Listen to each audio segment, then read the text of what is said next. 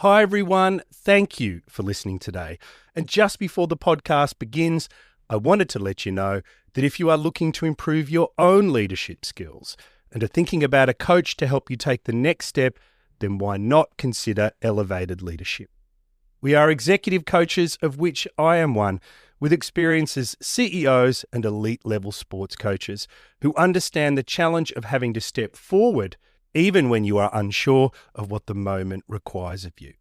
We are guided by the belief that there is no algorithm for leadership, but there is a way to align your values, vision, and behaviour in a way that helps you excel and elevate your leadership. If you'd like to know more, we are always keen on chatting about leadership, and our contact details are in the show notes. United Health Group is bringing in-home treatment directly to patients, closing care gaps, identifying risks earlier, and improving patient outcomes. In 2025, patients received over 19 million home visits. Learn more at unitedhealthgroup.com/commitment. Welcome to the Lessons from the Great Coaches podcast. I've learned that you don't do it alone. You learn so many different things from so many different coaches. That's an elite learning environment. Failure is not a problem. How you deal with it is a problem. How to be resilient. How important it is to infuse joy in the process of learning. To be a good coach, you've got to give more than you take. What an interesting life it is to be a leader. Hello and welcome to the Great Coaches podcast. My name is Paul Barnett, and here on the podcast, we believe that there is not yet an algorithm for leadership. And so we interview great sports coaches from around the world to try and find one or two ideas to help us all be better leaders. This episode is a recording of our book club. The book we discuss is World's Best by Ric Charlesworth. Ric is an iconic Australian field hockey coach. He led both the men and women to World Cup victories. He also led the women to an Olympic gold and has worked in cricket, Australian rules football, is a medical doctor, and even spent 10 years as a federal politician. His take on leadership is always fascinating, and our discussion is led by Dr. David Turner, a senior lecturer in sports coaching at Anglia, Ruskin University, Cambridge in the United Kingdom. If you enjoy today's discussion and would like to join us for a future book club, you can connect with me using the details in the show notes. Places are limited, but we do have a book every 4 to 6 weeks. And now, please enjoy our book club discussion on World's Best by Ric Charlesworth. You're listening to the Great Coaches Book Club. Welcome to the book club for the Great Coaches podcast. Today we're going to be discussing Ric Charlesworth's World's Best, which is coaching with the Hockey Roos and the Kookaburras. So joining me today is Paul and Kin. I'll get them to introduce themselves in a second, but just to introduce myself, I'm Dr. David Turner, occasional co-host on the Great Coaches podcast. I'm course director for sports coaching and physical education at Anglia Ruskin University in Cambridge, UK, which is nice and sunny this morning. Over to you, Paul. Paul Barnett, host of the Great Coaches podcast, and very much looking forward to not being in the host's chair tonight and being a participant. Kin, I pass the baton to you. My name is Kin, and I am an amateur hockey coach, enthusiast, and lover of all sports stories. So looking forward to having a chat about the great Ric Charlesworth. Love the enthusiasm in your voice and the big smile on your face when you're talking about your favourite sport. Kin, if I can ask you, at its essence, what would you say this book was about if somebody asked you that? I think the book is about a commitment to continuous improvement. And I think those in corporate world will understand some of these concepts, but not just lip service to it, but a lived example to it.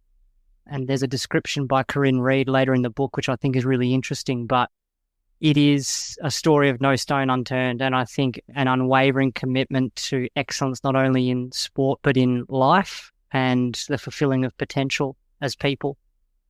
That's an excellent summary. Well done. And Paul, if I pin you down, and from whose perspective is this from? I agree with Kim. It's definitely the second half of the book is really about, I got this sense of unlocking people's potential, and that extended to the many, not just the players. He crossed paths with, he talked about his role in the community. He was a doctor, and his role he was a parliamentarian. So I think there's definitely this focus on helping people realise their potential. But the overarching theme I took away from the book was one of reflection. That Rick had come to a juncture in his life. He'd gone back to coaching, and he'd been on this really successful run. And I think he was trying to reflect on it and extract some learning from it. So that was the key theme that I took out of it. Yeah, good. I think there's an interesting term that he uses himself, which is almost an extension beyond reflection, where he talks about deep introspection. And often he says that deep introspection comes about because of disaster. And he obviously regards London 2012 as that disaster. So yeah, there was this really deep dive into what went wrong, how can we improve? And you guys have summarized some of that really well. I'd just like to talk about Ric Charlesworth for a moment. Paul, when you interviewed him for the Great Coaches podcast, we were fortunate enough to do that, you called him a legend and an icon. And you've said to me that you think he's Australia's version of John Wooden, which is all high praise, but I wouldn't disagree with any of it. I'd like to ask you guys, what can you tell us about Ric Charlesworth from having read this book? Now, I know, Paul, you already knew him well. I know, Kin, that he's a hero figure for you. And I've dived into his life to do a presentation for Learning from Legendary Coaches. But what did this book tell you about Ric Charlesworth, or what did it reinforce? I think the part that stuck out was that excellence was about setting the new gold standard. And a question that he poses, and I think discussed in the podcast with Paul, was what seems impossible or unlikely but would make a difference if we achieved it. And he shares the story about the doctors and the cure for stomach ulcers. And a curiosity about those questions continually, and his mind always turning and looking, teasing around the edges, is what I took out of that. And I think what stuck with me as a rare trait, and one amongst some of these great coaches. Previously, we discussed Phil Jackson, who had a different way of coming to a similar method, I think, of always wondering. That was the impression that it left. Interesting. Before we go on to Paul, just an example of that I noticed was at one point in the book, he talks about, I decided that we had to become the best defensive team in the world. And the punchline is, he said they were already the best defensive team in the world, but they could have been better still. There was this constant drive for how can we get better? How can we improve? Yeah, and no stone unturned, I think, is a phrase you already used, which is what resonates with me. Paul, did you have any further observations about Rick? You interviewed him once, obviously. I just want to pick up what Kin said. There is that great question that Kin just referenced. Yes. And the question is, what might seem impossible or unlikely, but if we did it, it would make a big difference. And gentlemen, I used that question at work today. We were having a session planning the next 3 years, and I used it. Such a powerful question. So I'm glad you brought it up early, Kin. What the book reinforced for me was that Rick was, to my mind, and I think to many of the people that have come onto the podcast, he was the first coach that broke the mold. And we've got that trail of coaches being influenced coming out of the war, coming out of the Second World War and having military experience, and you have this command and control. And I think that's been talked about a lot, that lineage. And I think Rick broke that. I think he broke the mold. And I think he came at it. It's no surprise he's a doctor. He comes at it from a very humanistic point of view. And he couples that with this, he says it so clearly. The role of the coach is to challenge you, to take you to places you didn't think you can go. And I think he broke the mold. And I think because he broke the mold in Australia, just like John Wooden did in America, I think he's referenced just continually by people. He's constantly sought out for advice, for mentorship, wisdom and insight. So that's what it reinforced for me, that he was a mold breaker. I'll take that as a little platform to go into a great quote, which was the wonderful quote about coaching is comforting the troubled and troubling the comfortable, which he borrowed from Bonhoeffer, but is really nice for me. Now, I just want to talk about that because he's a strange mix. So I would agree he's maybe part of the vanguard of breaking the mold, but he's actually known as a hard taskmaster. And this guy is pretty ruthless. So I wrote down a couple of figures. He had 54 hockey roos over 8 years. In terms of selection, he's very ruthless, and sometimes they've used the word brutal. Now, it's part of his process. So when he takes over the Kookaburras in 2009, there's 14 debuts in that year, the most ever in a year. But by the next year, they win everything, and they only lose 3 out of 37. I just think it's quite interesting. He's this curious mix, and there's not many people who get this mix right, of being a hard taskmaster, but somebody who's got an unrelenting desire to help others improve and get better. I don't know many coaches who've got that critical mix. I don't know whether you've got any thoughts about that. Kinney's your hero, so I'll come to you. What would you say? I think it's two sides of the same coin. So 54 hockey roos and the most Kookaburras debutants, and you can expand that over a couple of years until the team was fairly settled. But the other side of that is the opportunity. And 54 different players represented their country. And so he talks about it in the context of the Kookaburras that he needed to extend the net. And so he looked at players that were outside, and I think 14 debuted, 12 would play a couple of years later in London and in the World Cup. So of those debutants, an incredible strike rate of some of those were outside the squad. And so there is that. And I think his background as a physician is truly formative in his continual search for answers and to challenge, because he relates the story around his lecture and the constant vigilance. And he has a story about the young man from WA. Because in that field, it's not about wins and losses, it's about life. And the story never ends. We're always looking for medical frontiers, and so continual pushing for question and research. And so I think the two go hand in hand. But I view it as an incredible opportunity, and that he challenges his own selection bias. He talks about it all the time. He brings people in to challenge that, to give opportunities. So I think they're two sides of the same coin. And through honesty, then some of those 54 or 14 or would be culled, but you would have excellence as the outcome. That eternal vigilance is a really interesting one. As you say, learned that from his medical practice. He talks about Atal Gawande's checklist. And that's where, as you indicate, he's getting this critical attention to both risks and opportunities. I want to flip a little bit. We talked about his broad influences, and I would describe Ric Charlesworth as a polymath, which is quite unusual again in the modern era.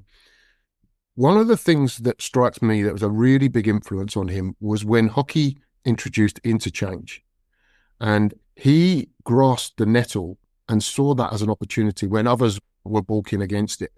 And I don't know if this is common knowledge, but I read somewhere that Charlesworth was really impressed with Holland in the 1974 World Cup, who were one of the first great teams to interchange position in total football. So he was primed and ready to grasp that opportunity.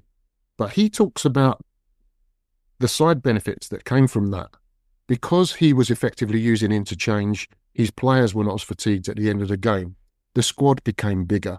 Competition for places became hotter. Training became more intense. And that might even be the platform for the amount of people he selects and the amount of turnover in his selection. So it's a really big influence, that. And when I talk, going back to the point I'm making about being a polymath, Charlesworth takes influences deliberately from other sports, such as soccer. He's written quite a lot about that in his other books. I know you've got all these books, Kin, and I've got them on the bookshelf as well. So he talks a lot about people like Alex Ferguson and those sort of influences. So I think that's really interesting. Let's reflect on his polymath bit. What do you think he took from politics then? Because he was in politics as well. He says very clearly that one thing he didn't take from politics was teamwork. Yeah. But he says that there were other things. Did you pick up on what he took from politics? Anyone? I thought it was interesting he even got involved. The leadership in a political sense, to me, is influencing the decision-making process of government. So it's about consensus building. It's long-term in nature. You're building alignments, you're building networks and influencing. It just doesn't seem to mesh with his personality, which a minute ago, King used the phrase two sides of the same coin. I think on one side of that coin is the word high care, and on the other side of that coin is the word high challenge. And he is able to marry both these concepts very well. The challenge is around his biases, where he sees opportunity, his honesty, and care comes through. I think it's part of his makeup, given that he's a physician. But I was surprised he went into it, and perhaps, if anything, it maybe only strengthened his desire to pursue something that gave him great satisfaction. I did notice that I've read about Charlesworth that I think care is something that came out with his political bit, because he was trying to represent people who were perhaps disadvantaged. He was concerned with that in his political actions. But the two things I think are the biggest thing that he took from politics, as he says, definitely not teamwork, but the ability to influence people and the ability to persuade people. And he talks about his pillars of leadership, which I don't know whether you picked up, but I think one of them was to have a vision, basically, to have a clear vision of what we want to achieve. And then the second one he talks about is persuasion and influence. And I guess with that comes his exceptional holding of people to high standards. So very simple model, but there it is. Okay. Anything else about his polymath qualities? Because I think he's quite unique in being a coach. Actually, I'll talk about something quickly. I don't know whether you noticed, but I think he was thrust into coaching, right? I think the only people he'd coached before he came to the national team was his club sides, youth sides. I think he said the only women he'd ever coached were his daughter's team. So I think he had a level 2, if I read right, a level 2 coaching role before he becomes the national coach. He's only coached at national level significantly, which is really interesting. But he almost negates the fact that he hasn't engaged with coach education, because he's got this broad education from life, which is a really interesting thing, I think. Any thoughts about that? I think, David, he was also, we can't discount the fact that he was a successful athlete across multiple sports too. He was a very good cricketer. Obviously, field hockey, went to the Olympics and represented Australia. So he did have the backbone there. And I'm not sure to what extent the frameworks or any coaching badges, etc., were even available when he was starting out. They're quite popular now, but they weren't back then. So I guess he was qualified probably as anybody else at that point. The polymath thing's interesting because there's a few people, only a couple, I think, that I've interviewed that have crossed over and crossed sports. So you've got Neil Craig, he's quite amazing. He's done it 3 times. So he was an elite Australian rules football coach. He got involved. He was big friends with Charlie Walsh, the famous Australian cycling coach. He was involved with the cycling team. And then he was involved in English rugby. He was Eddie Jones's 2IC. So he's one example that comes to mind straight away. There was another one that Ben Ryan is the other one who's was led Fiji to the Rugby Sevens gold, and then has transitioned now. He's head of high performance at Brentford FC. I think what both of these people have done is the Ted Lasso effect, isn't it? They were able to put themselves in an environment where they were able to ask really good questions. And they could challenge people and get the best out of them, and it was environment agnostic. And I think that's really difficult to do because not many people do it. There's the evidence, but I think both of them were able to do that. I often hear people say Gareth Southgate would be able to do it, and we may never know. Or Arsene Wenger. I think, David, you've talked before about Arsene Wenger being able to run the post office. Yeah, that was Sir Clive Woodward's idea. He thought leadership was transferable, but then, bless him, some of Sir Clive Woodward's attempts himself showed that it's not transferable.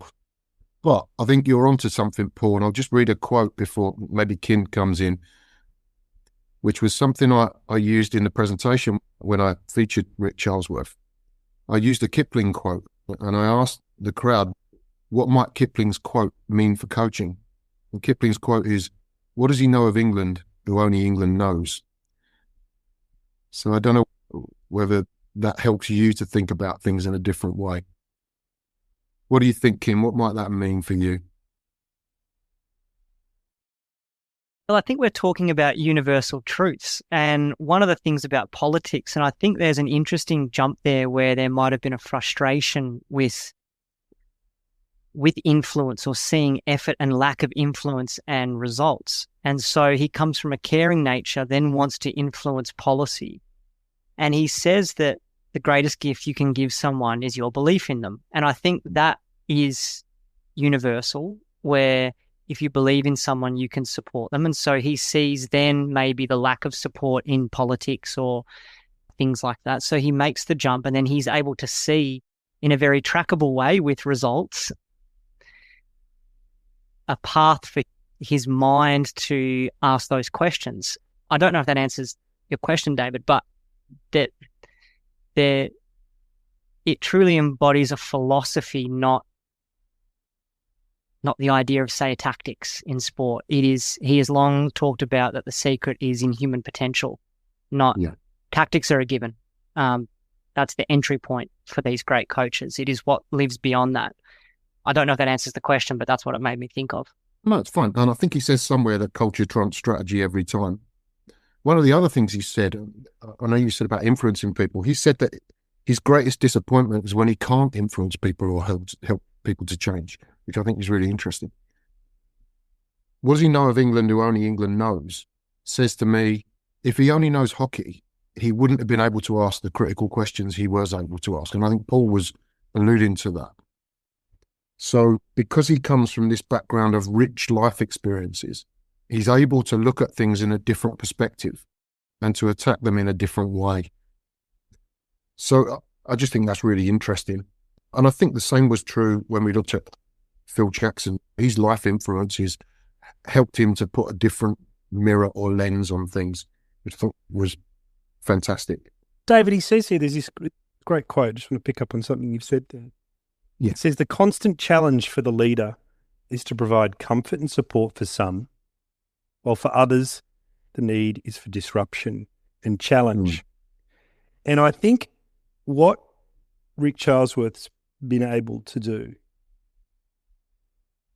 is develop the skill which very few people have, very few, where he asks questions and challenges people to raise their self-awareness, not necessarily to satisfy his curiosity. He's not asking questions for himself. He's asking questions to get the best out of others. That is an apex skill that is very hard to do. But I think that ability allowed him to be this cross-domain individual because he's secure enough. Cognitively, I'm sure he's very bright, but he doesn't need to be asking questions all the time to satisfy his own curiosity. I think he made that shift. And I don't know because I haven't spent a lot of time with him, but having read all his books, having listened to so many people talk about him, I think that's the impact he's able to have. I think it's interesting. I think he's driven to some extent by his own disappointment as a player. He doesn't feel that he was as good as he could have been. He doesn't feel that the teams he played for achieved as much as they could. But the interesting thing for me, you said earlier, he had this rich playing background. Usually that means you're not a great coach, because inevitably you have to have an ego to be a great player, and then you have to drop the ego to a large extent to be a coach. But he doesn't seem to be ego-driven in his practice for me. He's genuinely curious about how much he can improve people. And he uses that phrase that in 14 years coaching 2 national teams, he never met a player who knew how good they could be. That the belief that a coach has got in that he can improve everyone like that has got to be really powerful. Yeah, so it takes me onto a little path that I was going to go down anyway, which is the word dissatisfaction. And we mentioned Arsene Wenger, and Arsene Wenger said the best players have a dissatisfaction. And he certainly had a dissatisfaction himself as a coach. Nothing ever seems good enough.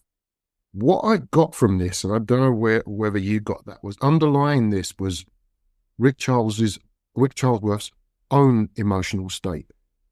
There's one chapter where he's using words like despair, hopelessness, and it keeps coming at you, and you think, this is about London 2012 mostly. He's got these waves of despair. Now, I said to you earlier that 2010 was an amazing year for the Kookaburras, lost 3 out of 37. But actually, in 2012, they lost 3 out of 39. But that one game becomes the thing that changes everybody's attitude about the year. Now, did you pick up on this kind of despair, etc., that he was feeling? You seem to be nodded. I think it's the one game they ever lost in a semi-final or a final. That's across right. the Hockeyroos and Kookaburras. So it is in every other... He talks about major finals. So you're talking about Champions Trophies, World Cups, Olympics. Yeah. It's the only knockout game he ever lost as a coach of the Kookaburras or the Hockeyroos. And I think the build-up and the dominance of the Kookaburras throughout that period set the tone for that, and they were the favourites, and then he feels they were in control of the game. And then he talks about making some bad decisions. And in Ric's style, he's not backwards in naming exactly what they were, which is confronting even sometimes as a reader. Let alone perhaps being the people that were involved. And so it's a little insight into the intensity of the eye that comes across what transpired. Corinne Reid talks about this intense gaze that the players are under, doesn't she, that will make you uncomfortable. There wouldn't have been any hiding place with Ric. But let's explore that a little bit, because the book revolves around that moment, that game, that loss, because it's clearly very painful. And it's that catalyst for the introspection we talked about earlier, where they re-examine, reinvent, etc. What do we feel he tried to do after that, what he describes as that nadir? What was he trying to do with the group? I don't know if I'm going to directly answer the question, but I just want to pick up on this Corinne Reid bit, because I felt like he was trying to reset them. I actually didn't like the Corinne Reid sections. And Ric was interesting. Well, Ric was he talks about her in such glowing terms. I was like, great. But I don't think she really said much in those. I don't think there was really anything in there of any kind of substance for me. It was all platitudes, and I'm trying not to be disrespectful, but I didn't get the nuts and bolts of the mental skills program that they put in place. So I didn't walk away with any knowledge that matched the candor with which Ric was talking about things. And I just wondered actually whether the role was a little overblown. Having said that, I have heard other coaches talk about Corinne Reid, and she's talked about in such glowing terms. I am aware of the fact that she's elite at what she does. I just didn't take that out of the book. So I felt it was an unnecessary addition. And actually, to take it a step further, the parts in the book where he's reflecting on the 2012 loss, I actually, to be honest, I was flicking through them quite quickly, because for me it felt like another coach reflecting on a loss. But what I wanted to really get to was the insight and wisdom that it delivered. And I think that came in the middle part of the book. Yeah. just to throw maybe a king. I know that you're probably a little bit more vested in hockey because you're so passionate about it. Maybe it was more for you, but I found a coach reflecting on a loss it just went on, and I didn't think it was really doing justice to the depth of his insight and his wisdom. I've got some things to say, but I'll let Kin come in first. The only thing I was going to say was I wish he had spent more time discussing the immediate aftermath of the game and getting them prepared for the bronze medal game. That was my only wish, because I think that is not that moment the first step. So they go out and they win the bronze medal game, probably because they were at that point just that much better than everyone else. But there has to be, even from Ric's point of view, even if he doesn't go into the team, there has to be something there about the old adage, how do you get yourself up for the next day when the drop-off is so stark? I wish he'd spent some time on that. Now, finding a doctor is a little less challenging. United Health Group is investing in tools that make it easier for patients to navigate healthcare and pay less. These transparency tools help patients find providers, and this is the big thing: compare costs up front. The big picture? More transparent pricing benefits everyone. And these tools from United Health Group can help patients save hundreds of dollars annually. Learn more at unitedhealthgroup.com/commitment. This is great. Corinne Reid's chapters were my two favourite in the book. I really love them, and I almost feel sorry that she doesn't work in sport or write about sport anymore. So for me, I really like them. I love Ric Charlesworth, so I can't believe I'm going to say this, but I found some of his writing a little bit dry. The chapter on the great hockey players and who he would select, I don't think I highlighted anything, and the rest is all coloured in. But even that had a value in terms of what were his insights about selection, why was he picking certain people, what were the qualities that are valuable.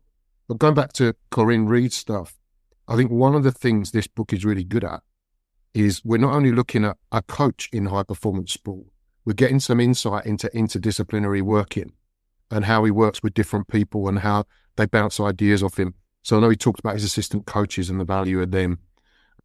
I think Corinne Reid was probably essential in that introspection piece where he was trying to get people to be even more honest about what he called their triggers, I think. Like when you're under pressure, what's your signature trigger? And I talked about this at work the other day.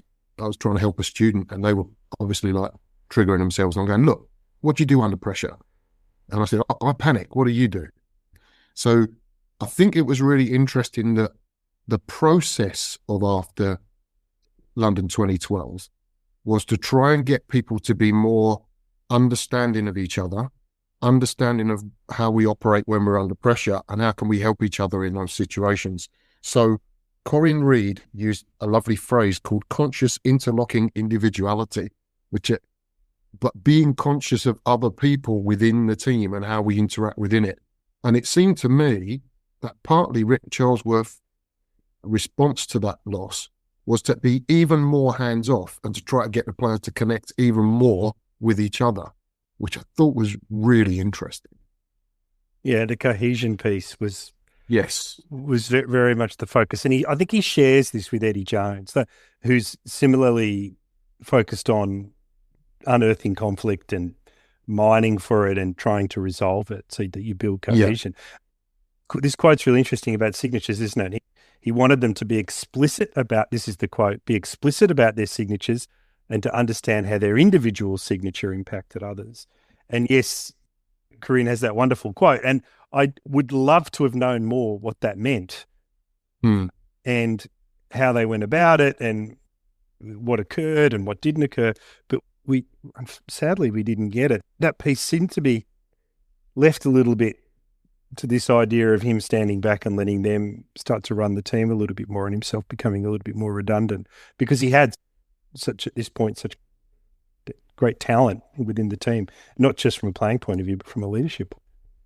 Yeah, but I suppose you've got to say that he cultivated that, right? His idea about leaderful teams and he's actually set those conditions up. And I know he's in the interview you had with him, he said he doesn't change players, he creates the environment in which players can change themselves. And that was where I thought the Corinne Reed bit did fit in. I'm going to take a diversion, if you don't mind. I like the excellence delusion chapter so much that I wrote a poem, or perhaps with Shakespeare in mind, with his influence, a prose perhaps. But I'll see if I can read this out and see if it helps, because I think it shone a light on some of the processes that the coach had. So this is called The Excellence Delusion on Passivity and Dependence. In a culture of excellence, we actively choose to set our bar higher.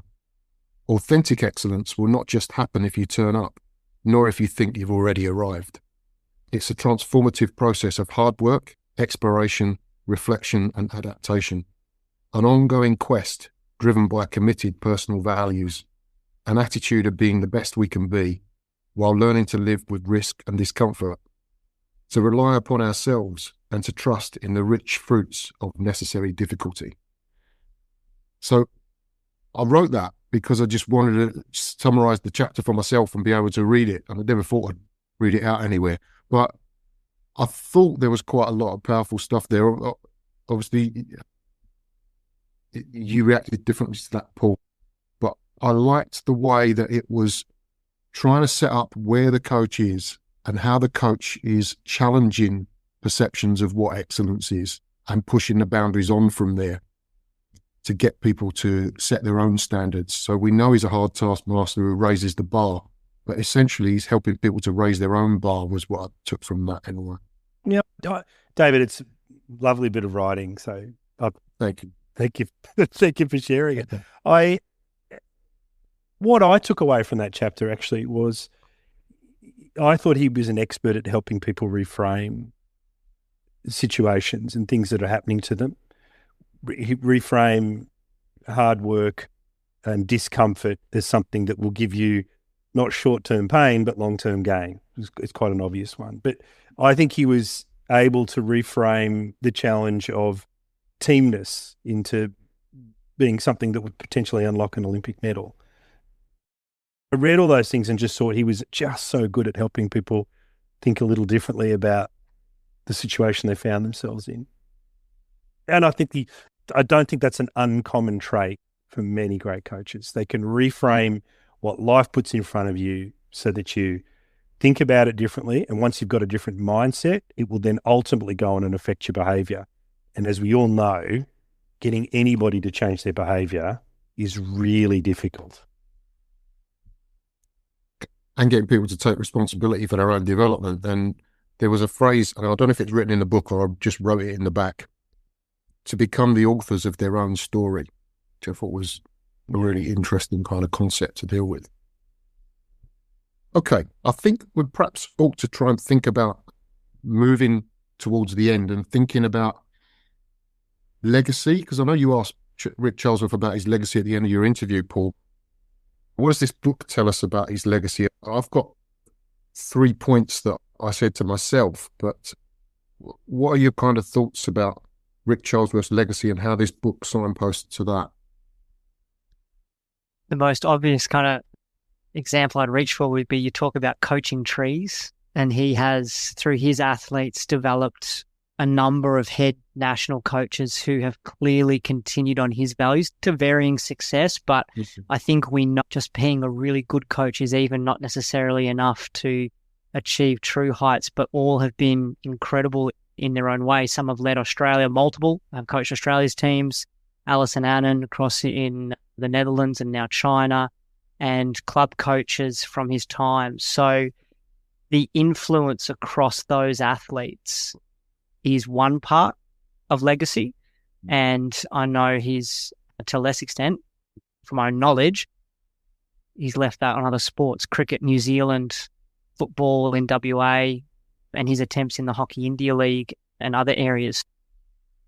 He has been keen to attack every challenge and maybe in that continual process of learning. But for mine, the coaching tree and the influence on his players and then on subsequent generations of players is extensive. I think he worked as a mentor of the Australian Institute of Sport at one point for national coaches. And I see his influence in the chapter titles of national coaches' books. I won't say who they are in case I got that wrong, but I see, for instance, the phrase "to make yourself redundant," and I see a big influence of him on other contemporary high-level coaches, as well as a coaching tree, which is a great point. Paul, any thoughts on legacy that signposted to from this book? There's so many. I think Keen's correct. There's a coaching tree that's quite big. There's the impact to many people in being this highly sought-after mentor. I don't know. There's maybe this quote at the end that he says, I think would resonate with people. He says, surviving involves learning to tolerate fear. Thriving involves valuing what fear brings.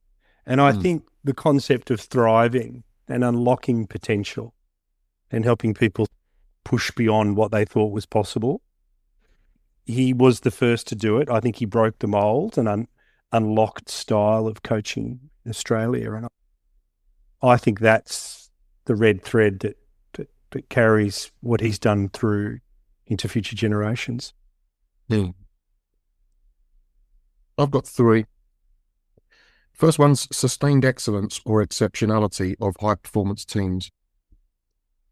The Hockey Roos, I think they were number one in the world for 8 years.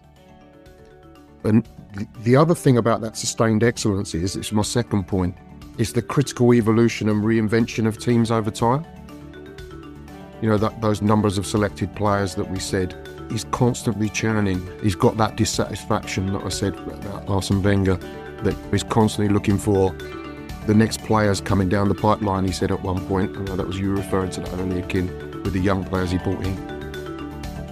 And then the third thing for me is facilitating teams and athletes to be better than they thought they could be. And as I said earlier, driven by his own disappointments as a player.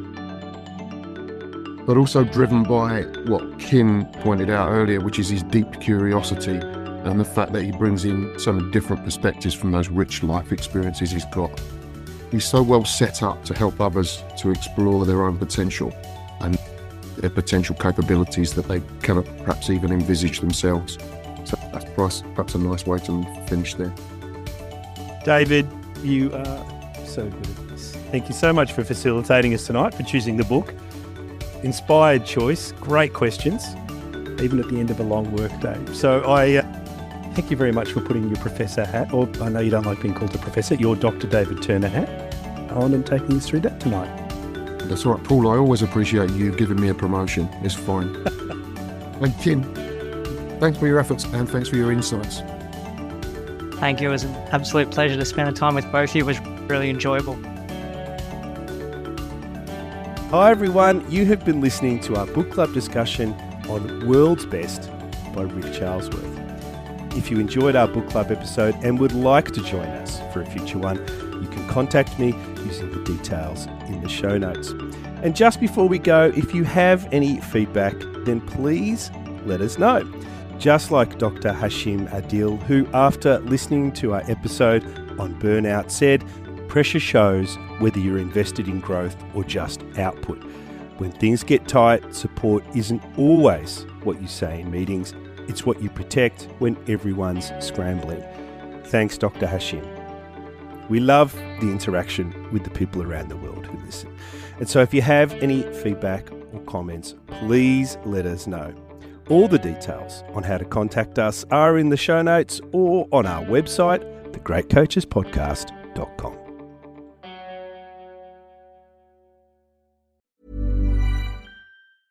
Ovation Hall at Ocean Casino Resort in Atlantic City is the ultimate stage for world-class entertainment. An intimate venue with the best energy, state-of-the-art sound, and views that never miss. From top performers to A-list comedians and legendary acts, these are the shows you don't want to miss.